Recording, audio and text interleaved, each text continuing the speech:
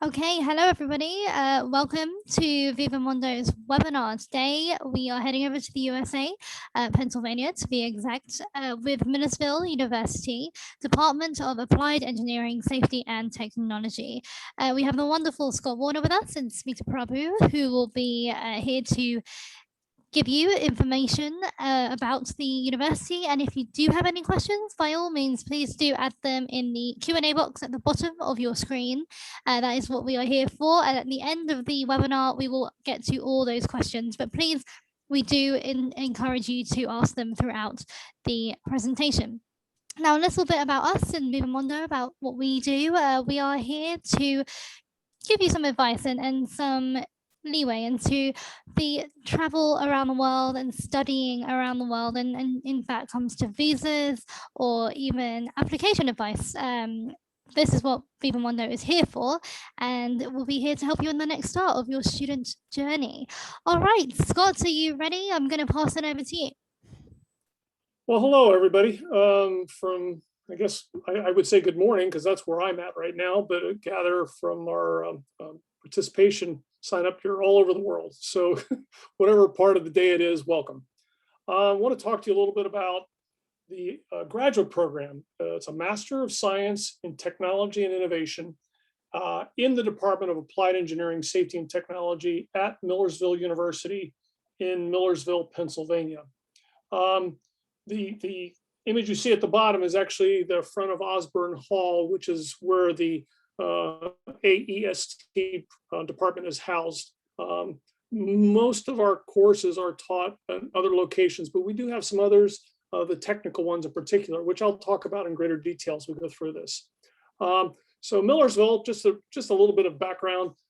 We are a reasonably sized institution located in Pennsylvania. We're part of a larger state of Pennsylvania higher education system.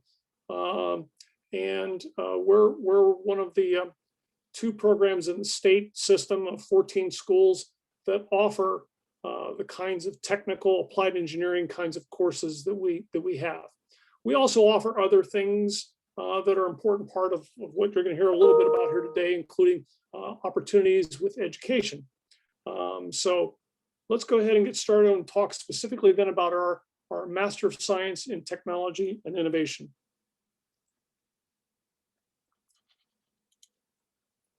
All right. Our degree program has two concentrations, and we blend everyone together in some of the courses in the class, in the program, for a specific reason. We want to enrich everyone's perspective and thinking skills, if you will, by mixing the people that might be coming from the education concentration, as well as benefiting the people who are in what we call the enterprise concentration.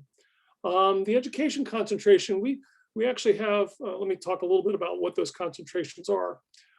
We actually have students who are practicing classroom teachers in what in the United States we would refer to as our kindergarten through 12th grade, most of our public grades.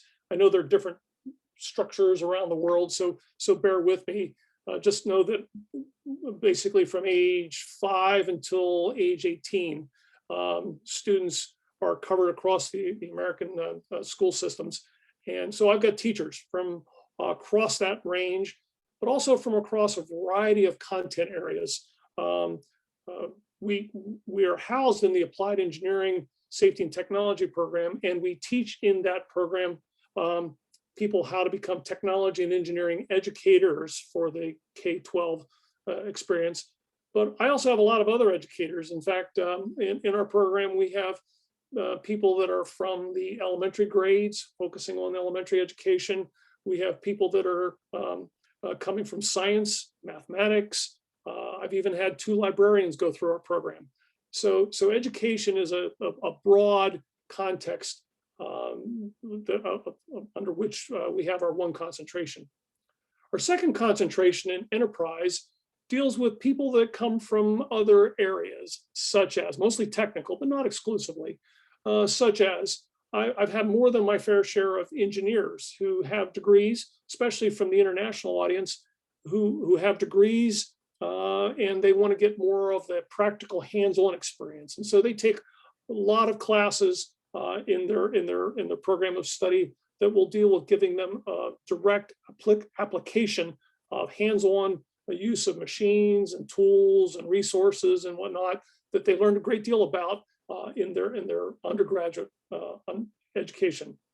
But it also covers people that are interested in, say, entrepreneurship.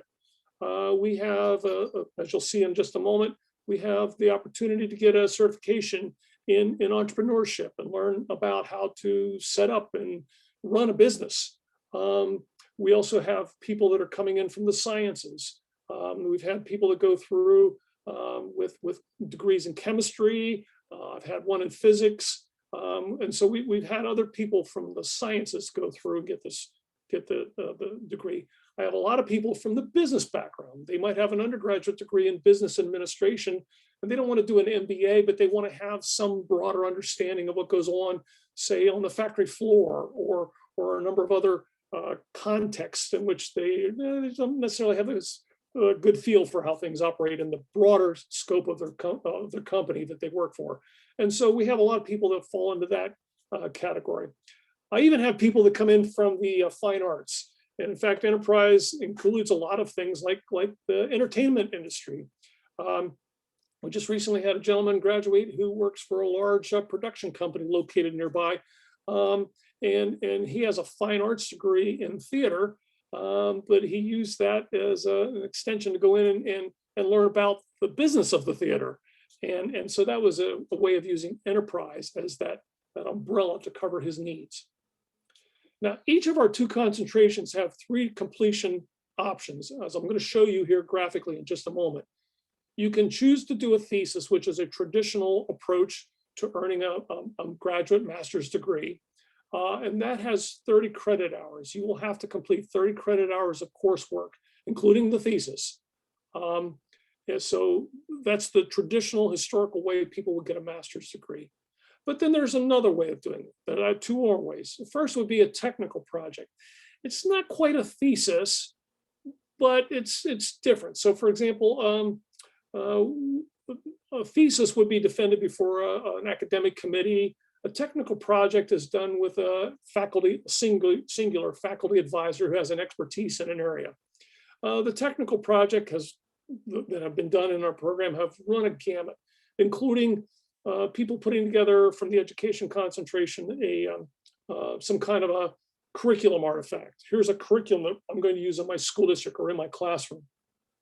Or they've put together some kind of technical study. I had a young man who did some work with an internationally recognized expert on the process of wood inlay. Marquetry is the term for that.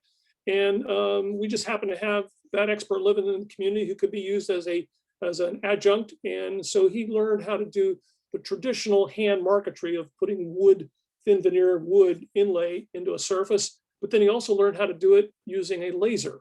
And then he was able to do a compare and contrast between the traditional techniques that have been done for hundreds, if not thousands of years, to a technique that we're doing right now with lasers. So there's been a wide gamut of things from an artifact that's a printed document to going through a technical process. And then finally, we've recognized in the modern age, a lot of people, a master's degree might be your terminal degree. That's as far as you need to or will ever want to go.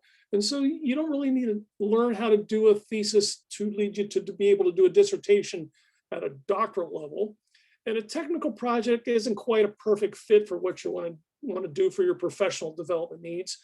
And so we've come up with this with the idea of a coursework option.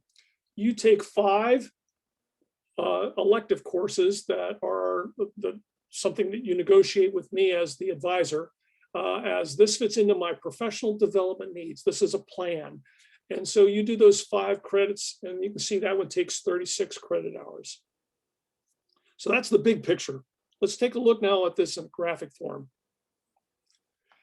As you can see here at the top, we have 4 courses we call our Technology and Innovation Common Core.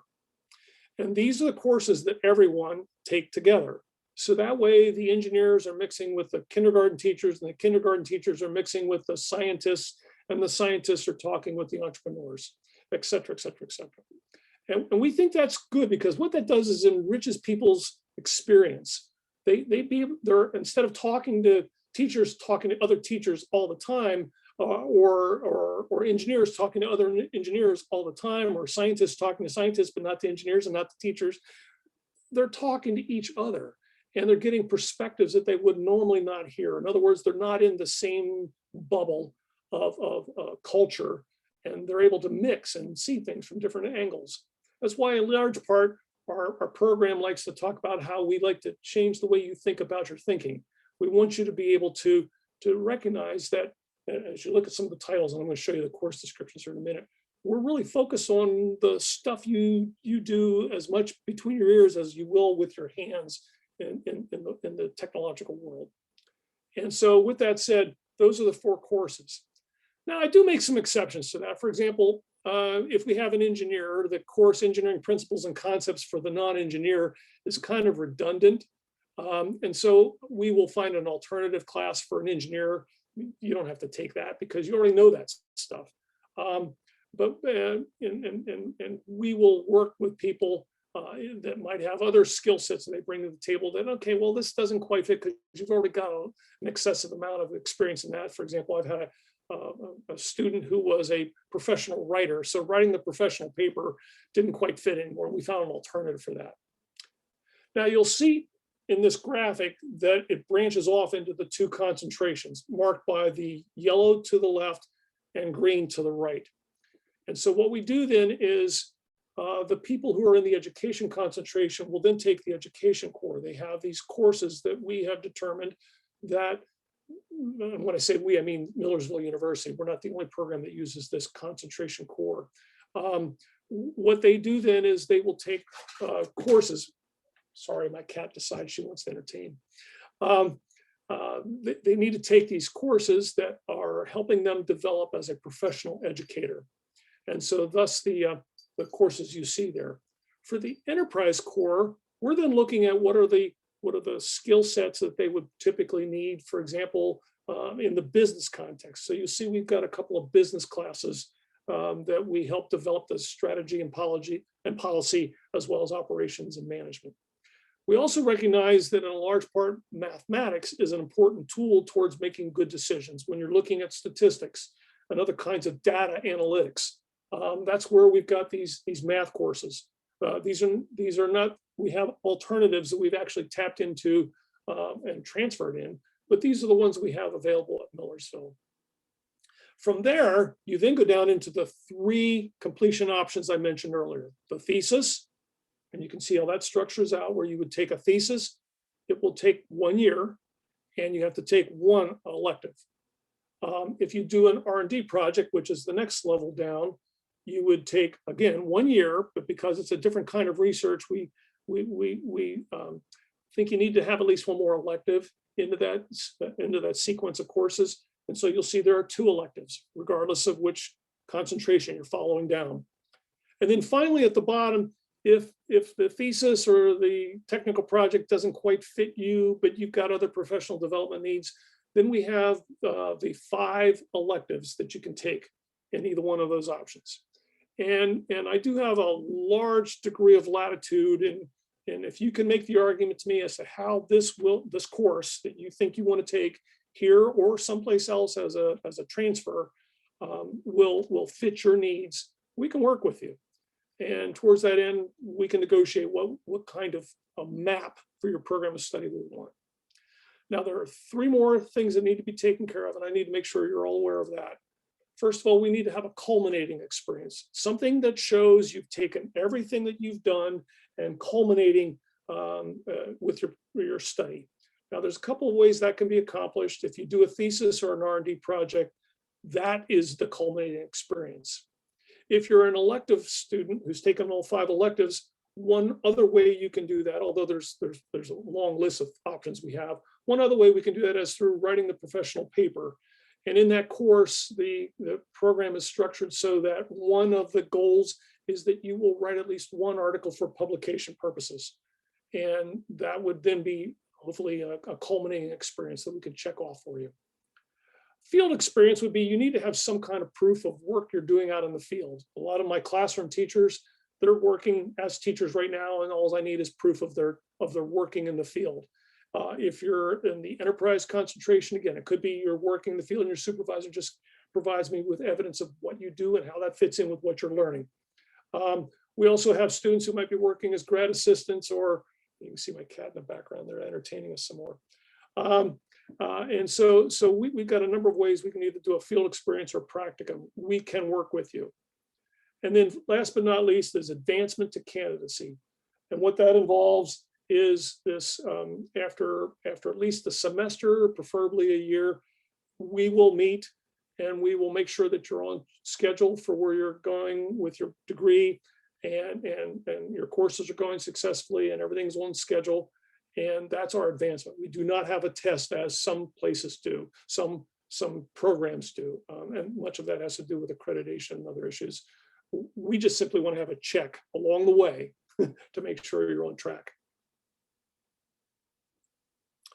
Now, our 4 courses that we focus in that everyone takes are Fostering Creativity by Design, Engineering Principles and Concepts for the Non-Engineer, Applying Critical Thinking and Decision Making, and then last but not least, Writing the Professional Paper. Now, I like to use the metaphor of our core is kind of like a coin. If you have a coin, let me get a coin out here. I think I have one. No, I don't. Of course I don't have one right now. Well, sorry. If you've got a coin, you know it's got 2 sides. And on one side of the coin, we'd like to think of developing one's creativity is an important skill set, regardless of where you're going and regardless of what your track in life leads you. It's having this creativity. If you're a functioning human being in a program like this, you have creative potential. And our job in this course is to help you recognize how that creative potential can be manifest in whatever it is you do. And so that's why we're looking at that. So one side of the coin, but creativity has another side of the coin as well. I mean, the coin can't exist in a flat world. It has 2 sides. And on that other side is the analytical, logical, sequential kinds of mathematical, scientific-based thinking of an engineer. And so one side is creativity, which is emotional primarily, but not exclusively. And on the other side is the rational and logical and reason. So that's why we want you to have both sides of the coin. And thus we want to prepare people who have not had that exposure like an engineer would have to how is an engineer's thinking process and how he or she would go about solving problems. Well, both of those then contribute towards the total package, which is then applying critical thinking and decision making. Whether you're, like I mentioned earlier, my former student who came from theater, who may have a preponderance towards the creativity side, or the numerous engineers I've had who may have a preponderance to go towards the analytical side, all of them make decisions based on their input that they take from the problem before them or the world in which they're operating. And that critical thinking process is what we then say is how you use the coin when it's all said and done. All right, so that's how those 3 courses interact with each other and then have universal and enduring value to a student, regardless of his or her background. The last one there, writing the professional paper. We're in graduate school. And an important part of graduate school is your ability to be able to communicate in both written and spoken form.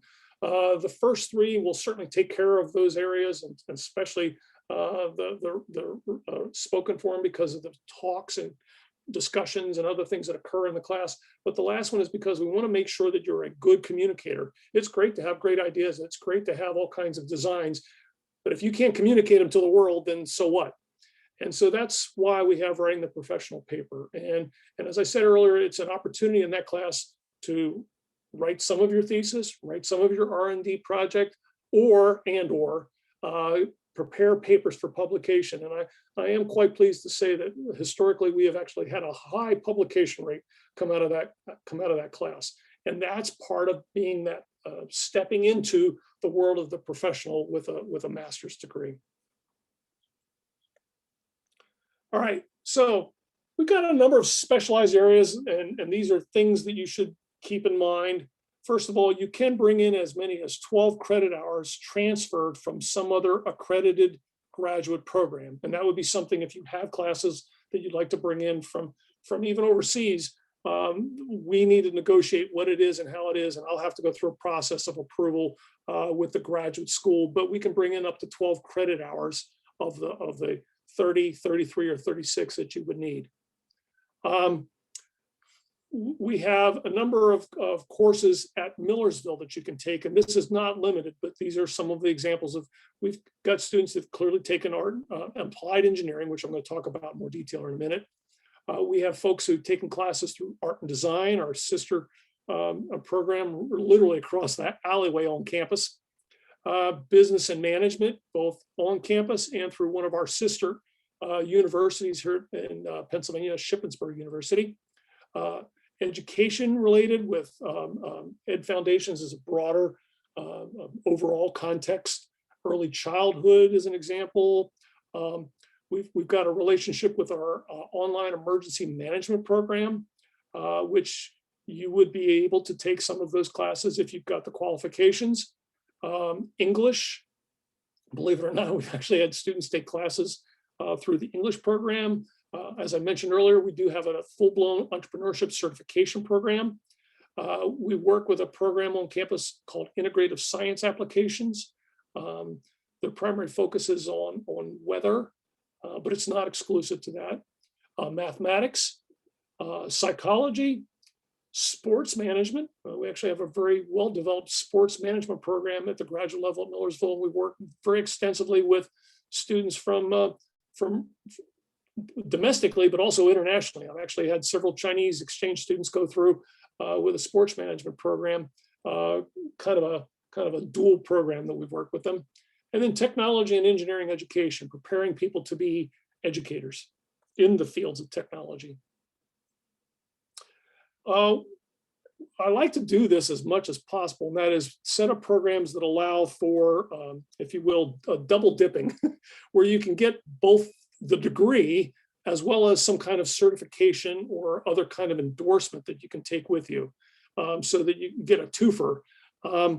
One of them, as I've mentioned several times now, is with the entrepreneurship, but we also have stuff related to STEM, science, technology, engineering, and mathematics education. It's a big deal in the United States and in some other parts of the country, other parts of the world. So we do have an endorsement program where you take a sequence of 4 classes for that. Gifted education for certain types of students. The label that they use in the United States is gifted education. Excuse me a second, I gotta let the cat out. I hear you.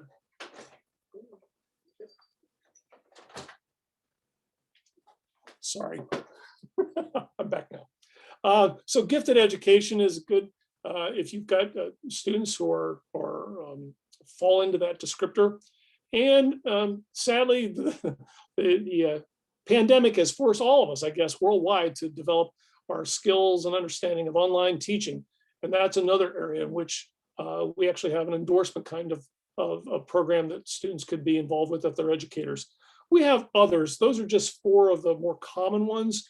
But if you're interested in finding out more about the idea of getting a 2-for-1, this would be something you could talk to me about. So in the AEST program, there are a number of options that as a graduate student, you can actually tap into as part of your 5-course study, if that's what you'd like to do, or even 2 or 1 if you were interested. And they include such things that I'm going to skip through this rather quickly, just because this could be its own presentation. Things like advanced manufacturing, construction management, computer-aided drafting and design, CAD, general technology, graphic communications, nano fabrication manufacturing, and robotics and control systems. Let's look at these just briefly. Our advanced manufacturing context in Osborne Hall, the building I showed you on the first slide, is pretty extensive. I got to remind people, if you're looking for an advanced engineering degree, we are not that. We are applied engineering. They are different. Those of you who may be engineers know that there's a spectrum, technological spectrum or engineering spectrum, depending on who wrote the book you're reading. And there is the true engineering programs at one end and the technician programs at the other end, and we fit in the middle. We're a little bit of the theoretical and conceptual that might be the true engineering programs, and we're a little bit of the technical technician stuff come together in the middle. And that's where we fit on that spectrum. And that's what we would do with our advanced manufacturing. You're going to get hands-on experiences with materials testing and fabrication and manufacturing systems and TQM, total quality management, and other kinds of management skills. And those are available to you as resources you can tap into. Computer-aided drafting and design. We actually have a very high-tech setup. Our computers, which we operate on, are updated and renewed on a very frequent basis. I'm going to say no more than 5 years, and then they're rotated out and we get new ones. And we actually have lease programs with some of the latest computer-aided drafting software, so that you're always going to be using the latest, newest version. It's not a case of this is 2 years out of date, 3 years out of date. It's whatever, whether we're talking AutoCAD or SolidWorks or any number of others that they use, that they're available to you. We also have, as you can see here, some low scale 3D printing, rapid prototyping, 3D modeling, whatever phrase you want to use, the capabilities. And those have actually been improving over the last couple of years to higher end stuff. In fact, I'm pretty sure that there's very few labs in the building that don't have at least one 3D printer available for students to use. We actually have a rapidly growing program in construction management, which is sistered with construction technology. It is a major technical area in this part of the United States. And as such, we get into both residential and commercial kinds of construction. Some parts of the world, they may be using different kinds of materials than what we use here in the mid-Atlantic region of the United States. But broadly speaking, the construction technology, you can see some surveying going on there, as well as stick-built construction. But they also get into the commercial with steel and concrete and other kinds of materials. Again, if that's an area, we certainly have resources to help you with on that. We have a general technology. This is I'm into technology, but I don't really have a focus area.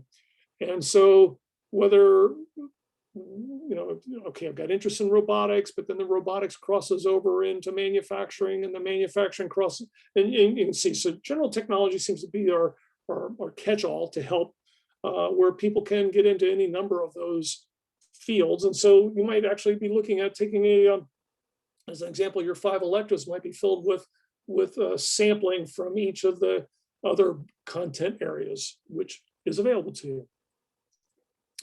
Graphic communications in the Mid-Atlantic region, actually the printing industry is probably one of the largest industries we have. And so we're in a hotbed of both the graphic printing areas as well as packaging, which is another subset of what they do here. In fact, if you look here in the middle picture, they're at a large, what we call a packaging cutter that's used for using a specialized CAD software to make packaging.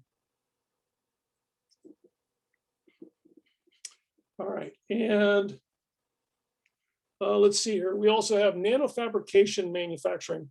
We do a kind of a sister program with Penn State University, a large, some of you may have heard of it, Pennsylvania State University, Penn State, and they have a branch in the Harrisburg area, which is the capital city of Pennsylvania, and it's a very large technical field. And they actually have a specialized clean building just for nano technology. And so we do and have done quite a bit of the preliminary nano studies at Millersville. We did for a while have a project going on with nano studies related to different kinds of materials high strength materials with titanium and other kinds of things. And in fact, several of our graduate students went through that program as part of their assistantships. Unfortunately, that's no longer running, but it is an example of things that we have done in the past. And so if you're interested in nano fabrication manufacturing, we actually do have the capabilities of working with you on that one too. And then we have a number of things related to robotics and control systems, very high-end robotics program. And so if you're into both the programming and the operations of and the control systems of and the fabrications of robots, we actually have quite a bit involved with that. And many of our students at the graduate level have taken those kinds of courses. And that also ties in with automation and intelligent robotics. Those robotic arms are not at Millersville. Make sure you're not expecting those if you would come here. We do have robotic arms like that are programmable, but are scaled down about maybe a quarter that size. And we actually have a room of about 8 or 10 of those. So why would you want to consider a Master of Science in Technology and Innovation at Millersville? Well, first of all, we've probably got one of the most highly customizable degree programs that you can find at Millersville, and I would argue at any of the other sister schools in Pennsylvania, and perhaps even the mid-Atlantic region. We recognize that in an increasingly diversified world, we need to be flexible. And so that's why we've made sure that our program is as customizable as possible.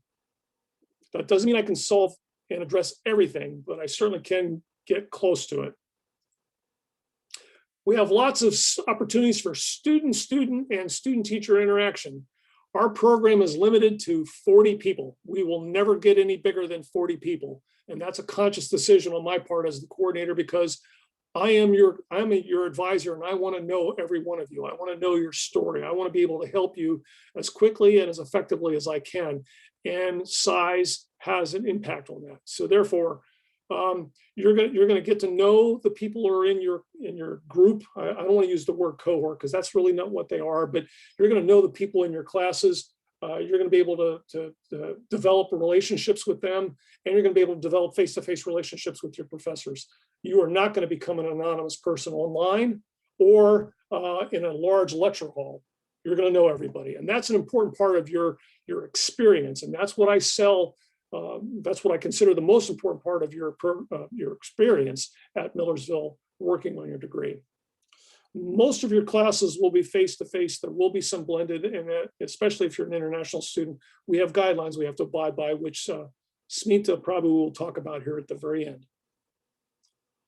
All courses are taught by instructors with a terminal degree. That means that they either have some type of doctorate.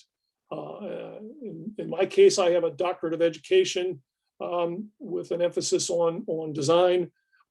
But many of our professors have PhDs in engineering or PhDs in education. We do have one professor that we work with who has a Master of Fine Arts, which is a terminal degree in that area. And so we want to make sure that we're hiring the best people that we can hire with terminal degrees who are also experts in the subject in which they're teaching. So you're going to get a good experience with the people who are teaching your classes. And diversity in the students and the faculty, that provides that enriching experience. Like, again, back to that experience. It sounds like a point that I'm trying to emphasize because it is. I want all of our students to go through with a feeling like I learned something, but I also had something that changed me, that made me think differently. Didn't tell me how to think, but told me the ways I can think differently and expand my thinking capabilities. And so that's really what we were trying to do. We want to make sure that when you go out of here, you can be an educator and say, but I know someone who's in industry who I can call upon because she was in my class or he was a part of my group. And so we want to make sure that that kind of experience is what you will come away with that will then impact you, hopefully for the rest of your life in a very positive way. And that it provides this wider perspective to you and to everyone else, so that You know, we are not just, like I said earlier, talking to each other in a bubble. So with that said, that's the big picture and some of the dynamics of what goes on in the program. I now want to turn the program over to Smita Prabhu, who will introduce herself, because remember, we're looking to change the way you think about your own thinking. And so she's now going to talk to you a little bit about coming to Millersville and what that's all about. Smita? Thank you, Dr. Warner. Yes, so I want to just give some information about the basic process for applying to graduate programs. And as Dr. Warner mentioned, you know, these are basic requirements that we ask for all of our incoming prospective students that are applying to graduate programs. But as Dr. Warner mentioned, you know, it is highly customizable. So, you know, when I talk about, we also pride ourselves at Millersville that we are, we look at the whole student. So we don't just base our admissions decisions on having a strict grade point average that students have to adhere to.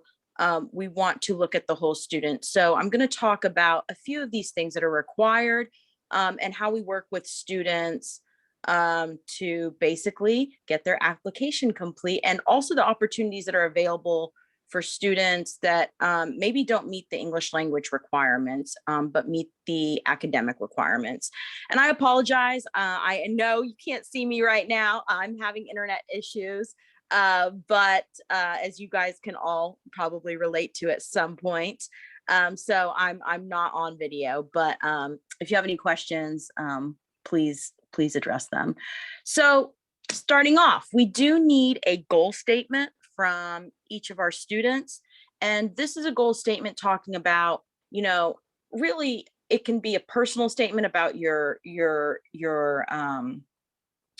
know, your passions and your talents, but we really do want to understand why you are interested in the technology and innovation program, because we do want to understand it coming in that your background and your professional goals moving forward do match what can be offered in the technology and innovation program. Two, we also need official academic transcripts. And if these are not in English, then we do need an English translation.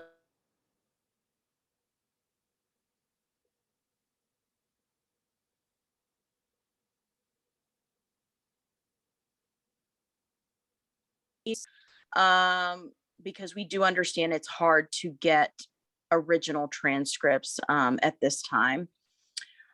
And the graduate admission test. So this is needed based on your past academic record. So we don't just require, you know, a GRE or an MAT from all students all across the board. It is dependent on us reviewing your academic background and maybe your academic record, your GPA, to determine if we need more information from you. In that case, we would ask that you would take and submit a graduate admission test. We also need proof of English. Yes. If I could, on that Yes. particular issue, the Sure. program that I represent, the MS in Technology and Innovation, we require that you have at least a 3.0 undergraduate GPA, or we will require either the GRE or the MAT. So if the university has additional expectations, fine. But for our program, if you have a 3.0 or above, we would be willing to waive the GRE or the MAT. Yes, thank you, Dr. Warner, for mentioning that. So it is a 3.0 GPA. And I'd just like to point out that a lot of programs don't offer that flexibility of having a grade point average. They might just say, we need a GRE from you regardless of that. So it is something to, yes, on a 3.0, on a 4.0 scale. And we also need proof of English proficiency, and this is for regular admission. When I talk about regular admission, I'm talking about not coming through the English Language Institute, which I'll talk about a little bit more in just a couple minutes. So the proof of English proficiency can be fulfilled in a number of ways, which are on our website. But the two main ways that we typically get proof of English proficiency, and I know that you all are familiar with them if you've been looking around at many different institutions, are going to be the TOEFL IBT, which is we require a score of 80 or a 6.5 on the IELTS. So there, like I said, there are a number of other ways to fulfill this requirement in terms of showing your English language proficiency, whether it is getting, you know, a B or better in a university English level course, and or completing a certain curriculum in your undergraduate years. But these are the two ways that students typically show that they meet the requirement. Number 5, 3 letters of professional recommendation. We do need those in order to move your application forward to the graduate program coordinator, Dr. Warner. 6, copy of your passport biographical page. That's pretty straightforward. 7, proof of financial support. This consists of 2 pieces: the source of funds form, which outlines that, you know, you have financial support, and if it is, typically it's coming from a family member or another close sponsor to the applicant. So those people need to sign off and confirm that they are going to be supporting your education financially. And then they also have to, students have to provide bank statements of sponsorship letters. And these need to match basically the account holder to the person that is signing off on supporting your education. We also offer conditional admission through our English Language Institute. So if you do not meet the English proficiency requirement, but you meet the academic requirements and you need more support we determine you need just more support to improve your English so that you can be successful at an academic level, then we will offer you conditional admission. And could you go to the next slide, please? Sure can.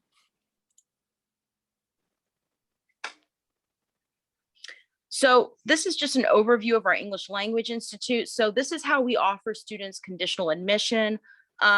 Students can come to study just to improve their English, or if they are seeking admission into a program such as the MS or MED in Tech and Innovation, then they can they apply. You don't need to show any proof of English proficiency, and we will give you our own English language placement test, which is free to the students. We know that the TOEFL and the IELTS can cost upwards of $200 in some instances. So we do pride ourselves on being able to offer an affordable application process. So students coming in can test into any one of 6 levels that we offer. And it is an intensive program. So students are in the English Language Institute from 18 to 22 hours.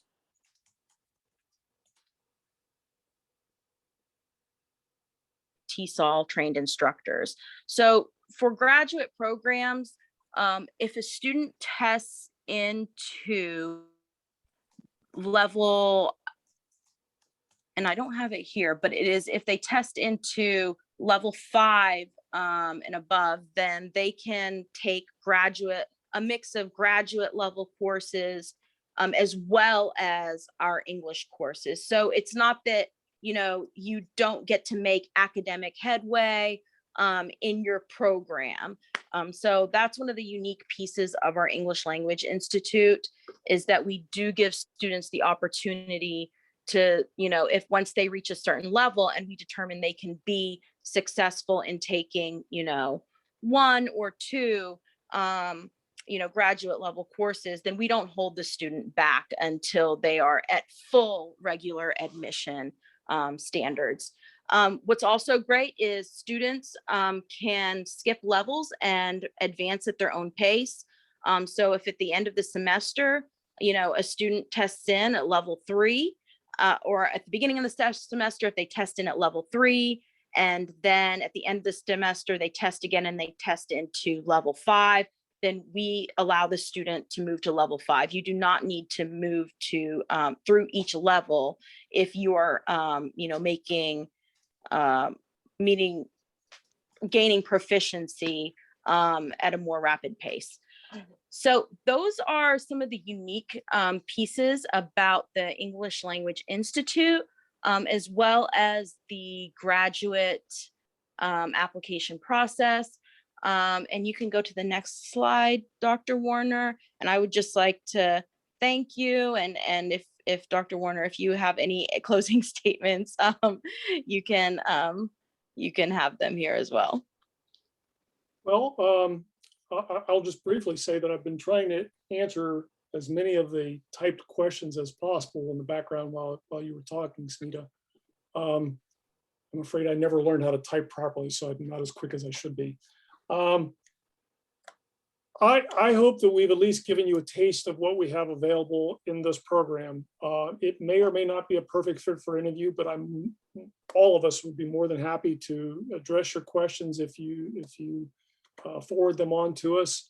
I think that historically, the program has been one of the more receptive and more accommodating programs for international students on campus. It fits perfect with our philosophy of looking for diversity and a range of experiences to bring to the table, to have students from other parts of the world come to Millersville and share with us and take back with them the kinds of things that they hear from their colleagues and the things that they will share with their fellow students and faculty advisors.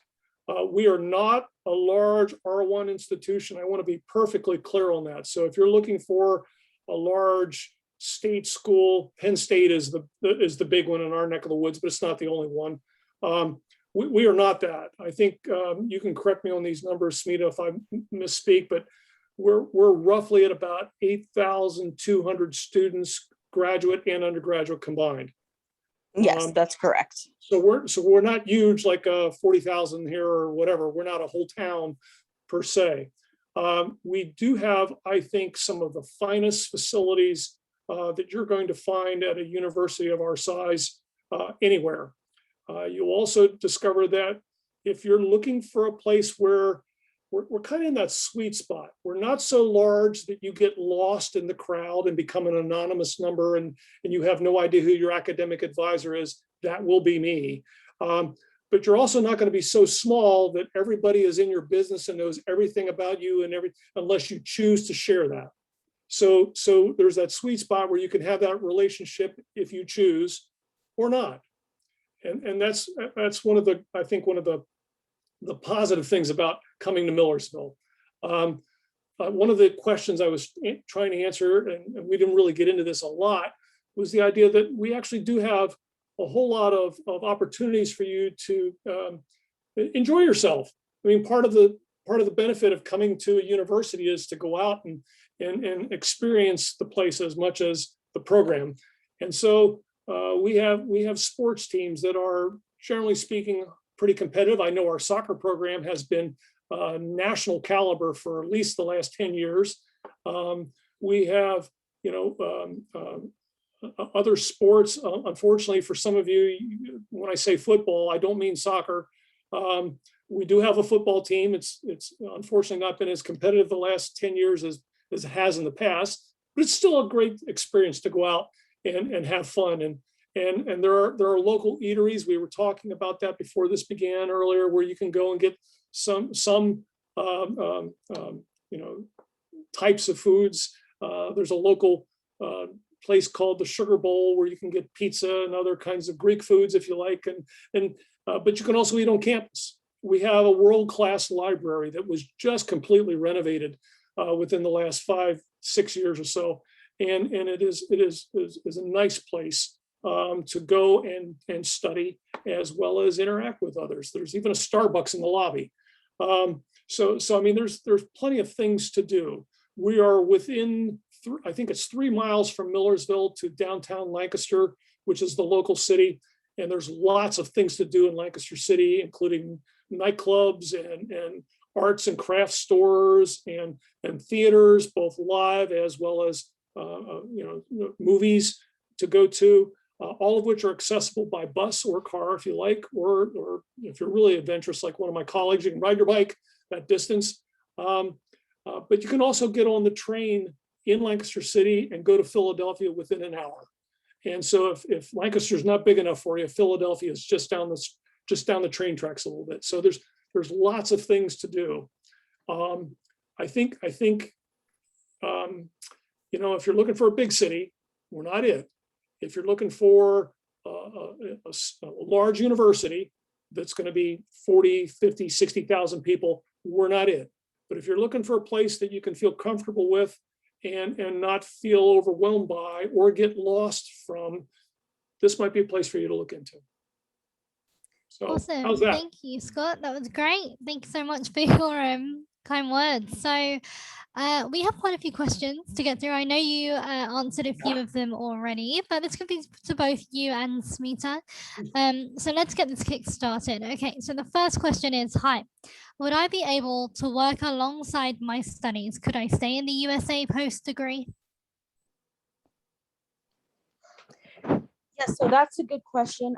So international students are able to work on an F1 student visa, which is the visa that you are issued when you come to study for in the US.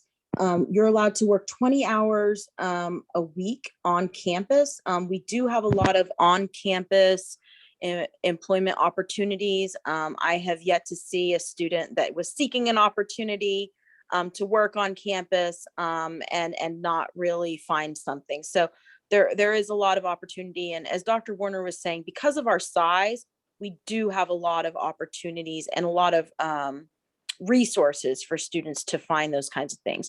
The question about the staying after graduation, as many of you know, this is always the question from international students, and it's not something that is in the hands all the time of the institution. It's at the federal level. So we absolutely have opportunity to sponsor students for OPT, which is your professional training period that you could qualify for post-graduation. And actually for programs that are in STEM, students can stay have 3 years of OPT. So this is a really great big opportunity within this program. And I know that there is, and Dr. Warner can correct me here, but there's something like a 100% job placement rating within this program post-graduation, and students that have you know, a STEM degree tend to get sponsored for work visas at a much higher rate than some other areas of study. So there is a lot of opportunity specifically in this program to stay post-graduation. Okay. And yes, she's absolutely correct on that. And my only caveat I'll throw out there is COVID has thrown everything up in the air. And so that is what historically has been true. And by all indications, the numbers indicate that will continue to be true, perhaps even stronger. But I don't want to misinform anybody who comes here and discovers it might be different 6 months from now. So with that said, yeah, historically we're good, and all indications are that will continue. Okay, thank you. Next question. Does the university help with any visa advice? How can I travel there? And what are the restrictions currently due to COVID? Yes, very good question. We offer full support for students through the application process. And we also have immigration advisement. So once you apply, we issue you and you are admitted. We issue you an I-20. We do waive the deposit, which is something unique we do, again, thinking about affordability in the application process. So we waive your deposit. You just have to be admitted. We issue an I-20 that way. We do understand that, you know, the embassies are still closed around the world. And so again, that is not something that's in the hands of the institution or anything like that. But we have the resources to work with students on a one-on-one basis through the process. So when students have issues, we help work through those, and we do have full immigration advisement. So any questions you have about how do I get my visa, how does that work? Those questions are addressed when you reach that point in the application. And we make sure that, you know, if you're missing documents and things like that for, you know, your I-20 or your visa, then we're trying to make sure that you're successful in your visa interview as well. Now, the students do have to reach out and tell us what issues they're having so that we can support them. But that is definitely a thing. With the travel right now, we are, you know, things are changing so rapidly. And it's also very different depending on what region you're from. My understanding right now is that we don't have specific, you know, travel bans for certain regions from the US, but people do need to show a negative test, COVID test. I believe it's 48 to 72 hours prior to their flight. And then we do plan on having vaccination sites available on campus once the semester begins. Okay, brilliant. Thanks for the answer. So when should I apply to start studying in fall 2022? Well, my answer would be as soon as possible. And yesterday would have been better. The reason I say that is because I can't speak to the travel and visa and other kinds of administrative issues that have to be addressed. Smita could get into that better. If you were an American domestic student, I would be pressing you right now that you need to have your applications fully processed by the end of July. If you Dr. Warner, Dr. Warner, the question, I just want to clarify because they said fall 2022, which is 22, then yeah, they could start now. yeah. So they actually, yes, they could start now. And I just want to also let you know that we don't have strict deadlines like a lot of institutions that you need to apply, you know, 6 months in advance. But like Dr. Warner said, it's in your best interest because there's going to be variables out of our control that, you know, visa processing per your embassy, those kinds of things, travel. But we are rolling admission. So we admit students for fall and spring into this program, which is something that's very unique. It's not as though you only have one term to apply to. So we do accept applications year round, and we have processed up to a month ahead of time. This is pre-COVID to get students, ready to go. But the sooner the better, but we are rolling admission and there is no strict application deadline. And on the application, there actually is indicate when you'd like to start. So you can apply early with the expectation of starting at a given date in the future. Awesome. Thanks for the answer. Right, next question. Would I be able to study an English program before starting a degree? Yes, we will. If students want to take an English program before coming and then we've had that happen. And then we've offered them, we accept many different types of English proficiency tests, which are all on our website. So we absolutely have that. You can come study at our institution and just study the English Language Institute. Or you, like I said, we have a great flexible, customizable English Language Institute. So if you know you want to study a specific program and you don't have the English language proficiency yet, it really is a one-stop shop to also not just, you know, just for your English, but also to really build relationships at our university and make it your home away from home. And then transition smoothly into your academic program of interest. Okay, thank you so much. This is kind of a two-part question. What is the average cost for living as a student in Millersville, and what kind of activities can I do for fun? Okay, so we have so many activities. You know, we have over 120 student clubs and organizations. We have intramural sports, club sports. And if there's not something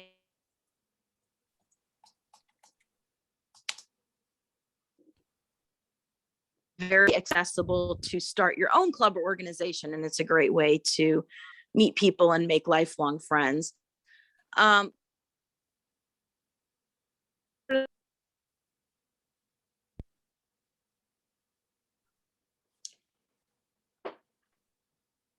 Staff, I'm sorry.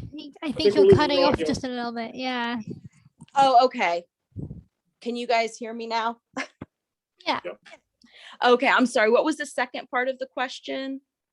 Let me go back and have a check. What is the average living cost for a student in Millersville? Yes, so to live in the residence halls with the meal plan and everything for a full year, it is $14,000 roughly. We do allow students, graduate students, to live off campus, and that is completely up to you. I will say it is more on the affordable side to live off campus as a graduate student. The price will be lower, but you know, it depends on you. If you want to live in a very posh apartment versus having 3 roommates, it's, you know, we've had students pay you know, $300 a month, and then we've had students pay you know, closer to $1,000 a month for living. And then the food and everything would be on you. So you just need to show that you would be able to support yourself with living accommodations by showing the price of living in a residence hall, even if you don't pay that at the end of the day. Okay, awesome. All right, next question. How to find a balance between academic and personal life while studying at Millersville? That's a tough one that I think. What would you advise? Yeah, ultimately, individually, you'll have to determine to do that, to consciously make a choice that, all right, yes, graduate school is tough, and let's not be coy about that. And there will be times where you will do a lot of writing and a lot of reading, and you're probably, like me, go through at least 3 or 4 different prescriptions of glasses if you wear them, because that's what happens from all the reading. But you also need to make a choice of, okay, I want to go to this event. I need to decompress. I'm going to go listen to this speaker. I'm going to go watch this movie. I'm going to go hang out with my friends at you know, a local eatery, whatever the things are, or I'm going to go to this sporting event just because, well, because it's a balancing act, and that's something that individually you're going to have to decide how to do that. An important thing would be to develop friends as quickly as you can, so that you can have a scaffolding of support to help you when you need to have someone say, come on, we need to take a break. Agreed. Perfect. Okay, now this is a question about the pandemic. How has the pandemic impacted the international academic community at Millersville? I can answer at least in part. I know that there were concerns about the pandemic and how it would affect your ability to study through online courses, which are limited by the U.S. State Department as to how much you can do. there was an exemption given for that. And so for the last year, most students have been taking most of their classes online. However, Millersville's plan is to be fully up and operational, well, I believe starting now, but in particular in the fall, so that the face-to-face classes will be back to face-to-face. The blended classes will be blended as they were before. Perfect, thank you. Do I need medical insurance before traveling?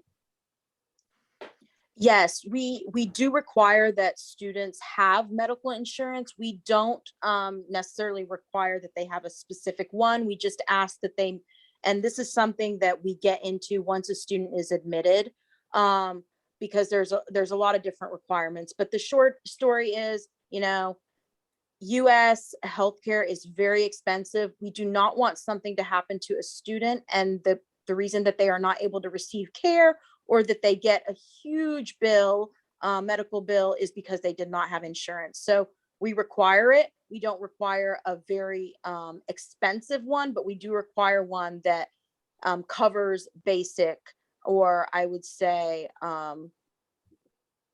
you know, very costly incidents. Okay, thank you. And do you accept Duolingo as an English proficiency test? We have started to now during the COVID era, and I think that we will continue to do so.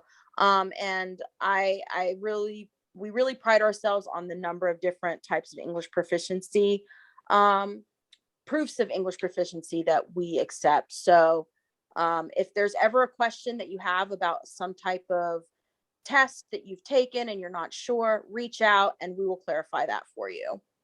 Perfect. And we're on to our last question now. I promise we'll let you go soon. So the last question, if I apply to the English Language Institute first, do I have to submit another application for an academic program afterwards? No. If you are applying for the program and then you mark in your application, which is the way that we have set up the application, that you are seeking conditional admission, then we are going to evaluate you for the program, and then the placement of the English proficiency piece is going to be a part of the application. Once you're admitted, then you will work with your advisor and or your graduate program coordinator, in this case, to determine, you know, how your courses transfer, where you will be beginning, how many credits you will have left to complete the degree program. So it's not a separate application if you mark at the beginning that you're applying for a program. If you just start off applying for the English Language Institute and not a program, then yes, we would need that application for the program. All right. Well, thank you so much, you guys, for a brilliant presentation. Thank you, the students, for asking some questions, which have been really informative. Any last words from the two of you? Thank you all so much for attending, and I'll hand it over to Scott for any last comments. No, thank you all for being here. This has been interesting, and I hope that you've gotten at least a little bit of a sense of what we can do for you at Millersville. And I hope you follow up with contacting us through our website, millersville.edu. And from there, you can track us down if you can't find other sources. And I'll be more than happy to respond as quickly as I can if you contact me directly. Awesome. All right. Thank you, everybody, so much for your time today. And this will be sent to you, to those of you who haven't attended live. All right. Have a lovely day, everybody, wherever you are. Bye-bye. Bye-bye. Thank you. Bye-bye.